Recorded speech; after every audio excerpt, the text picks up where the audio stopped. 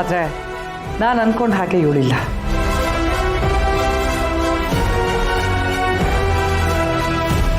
ನಮ್ಮೆಲ್ಲರ ನಿರೀಕ್ಷೆಗೂ ಮೀರಿ ನೀನು ಕಷ್ಟಪಟ್ಟು ಓದಿ ಪಾಸಾಗಿದೆಯಾ. ನೀನು ಇನ್ನೂ ಮುಂದಕ್ಕೆ ಓದಬೇಕು ಅಂತ ಇದ್ರೆ ಓದು, ಅದು ನಿನ್ನ ನಿರ್ಧಾರಕ್ಕೆ ಬಿಟ್ಟಿದ್ದೆ. ಕಂಗ್ರ್ಯಾಚುಲೇಷನ್ಸ್.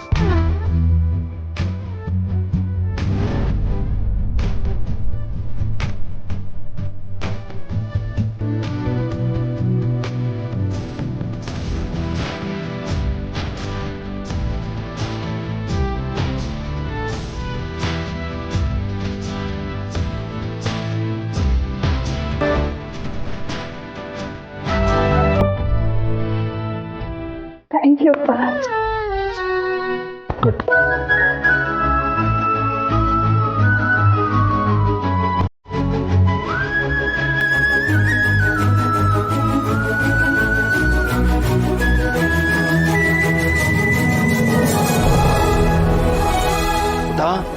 ಕಂಗ್ರ್ಯಾಚುಲೇಷನ್. ಥ್ಯಾಂಕ್ ಯು ಚಿಕ್ಕಪ್ಪ.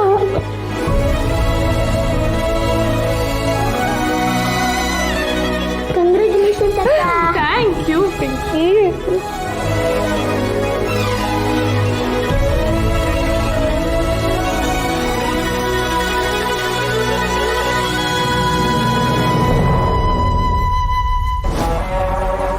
ಚಿಕ್ಕಪ್ಪ, ಇನ್ನು ನನ್ನ ಯಾರು ಹಿಡಿಯಕ್ಕಾಗಲ್ಲ.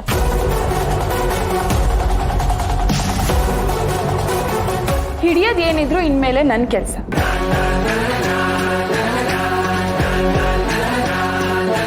ಮುಂದೆ ಎಂತ ಕಷ್ಟದ ದಾರಿ ಇದ್ರು ಗೆಲುವು ನನ್ನ ಬೆನ್ನ ಹಿಂದೆನೇ ಇದ್ದಾಗ ನಾನು ಗೆದ್ದೇ ಗೆಲ್ತೀನಿ.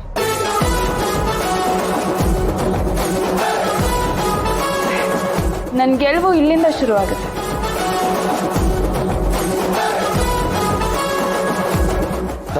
ಒಂದ್ ಸೆಕೆಂಡ್ ಕಂಗ್ರ್ಯಾಚುಲೇಷನ್ ಪುಟ್ಟ. Thank you. ಬಾ, ಇದೇ ಖುಷಿಲಿ ಸ್ವೀಟ್.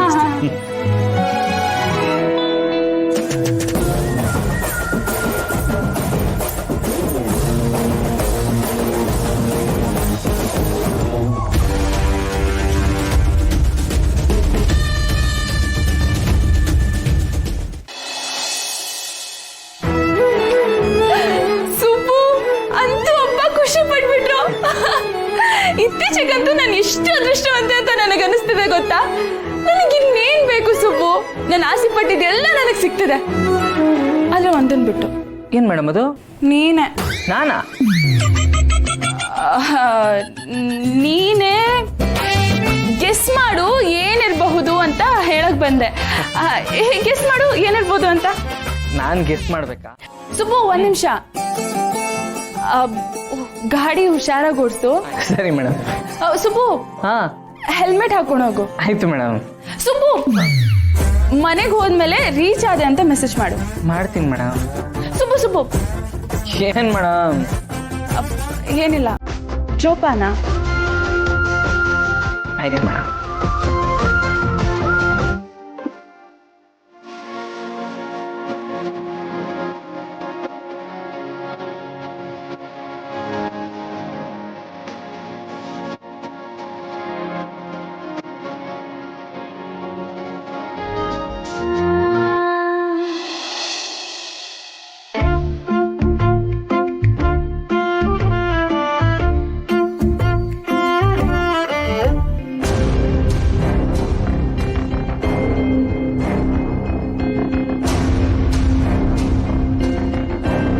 ಪಿಂಕಿ, ಶ್ರಾವಣಿ ಅಕ್ಕ ಮತ್ತೆ ಸುಬ್ಬು ಇಲ್ವಾ?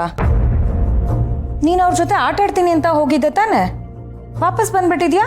ಶ್ರಾವಣಿ ಅಕ್ಕ ಮತ್ತೆ ಸುಬ್ಬು ಇಬ್ರು ಮಾತಾಡ್ತಿದ್ರು, ಅದಕ್ಕೆ ಡಿಸ್ಟರ್ಬ್ ಮಾಡೋದು ಬೇಡ ಅಂತ ಹಾಗೆ ಬಂದ್ಬಿಟ್ಟೆ. ಪಿಂಕಿ ನೋಡು, ಶ್ರಾವಣಿ ಅಕ್ಕ ಒಬ್ಬರೇ ಇದ್ದಾಗ ಅವ್ರನ್ನ ಡಿಸ್ಟರ್ಬ್ ಮಾಡೋದು ತಪ್ಪು. ಆದರೆ ಶ್ರಾವಣಿ ಅಕ್ಕ ಮತ್ತೆ ಸುಬ್ಬು ಇಬ್ರು ಇದ್ದಾಗ ನೀನು ಅವ್ರ ಜೊತೆಲೇ ಇರಬೇಕು. ಅವ್ರು ಏನು ಮಾತಾಡ್ತಾರೆ ಅಂತ ಕೇಳಿಸ್ಕೊಂಡು ಬಂದು ನೀನು ನನ್ನ ಹತ್ರ ಹೇಳಬೇಕು. ಅರ್ಥ ಆಯ್ತಾ? ಸರಿ ಅಮ್ಮ. ವಂದನಾ, ಏನ್ ಮಾಡ್ತಿದ್ಯಾ ನೀನು? ಇದೆಲ್ಲ ಮಕ್ಳ ಹತ್ರ ಹೇಳೋ ವಿಷಯನಾ? ಪಿಂಕಿ, ನೀನು ಹೋಗಿ ರೂಮಲ್ಲಿ ಆಟ ಆಡ್ಕೊ.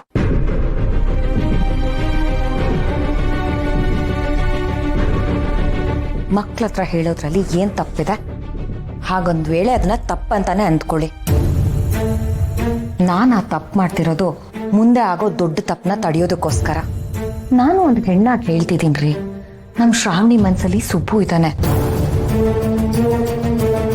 ಈ ವಿಷಯ ಏನಾದ್ರೂ ಮನೇಲಿ ಯಾರಿಗಾದ್ರೂ ಗೊತ್ತಾದ್ರೆ ದೊಡ್ಡ ಅನಾಹುತಾನೇ ಆಗ್ಬಿಡತ್ತೆ. ಈ ಮನೆ ಮೇಲಿರೋ ಕಾಳಜಿಯಿಂದ ನಾನು ಹೇಳ್ತಿದ್ದೀನಿ, ನಾಳೆ ದಿನ ನಮ್ಮ ಶ್ರಾವಣಿಯಿಂದಾಗಿ ಸುಬ್ಬು ಏನು ತೊಂದರೆ ಆಗ್ಬಾರ್ದು ರೀ. ಅದಕ್ಕೆ ನೀನ್ ಯಾಕೆ ಈ ತರ ಯೋಚನೆ ಮಾಡ್ತಿದ್ಯಾ ಅಂತ ಅರ್ಥ ಆಗ್ತಿಲ್ಲ. ನೀನ್ ಒಂದ್ಸಲ ಅಲ್ಲ, 100 ಸಲ ಅಲ್ಲ, 1000 ಸಲ ಹೇಳಿದ್ರು ನನಗೆ ಈ ವಿಷಯದಲ್ಲಿ ನಂಬಿಕೆ ಬರಲ್ಲ. ಆದ್ರೆ ನೀನ್ ಮಾತ್ರ ಅನುಮಾನ ಪಡೆದು ಬಿಡ್ತಿಲ್ಲ. ನಿನ್ಗೆ ಅದು ಯಾವಾಗ ಬುದ್ಧಿ ಬರುತ್ತೋ ಅದು ನನಗೆ ಗೊತ್ತಿಲ್ಲ.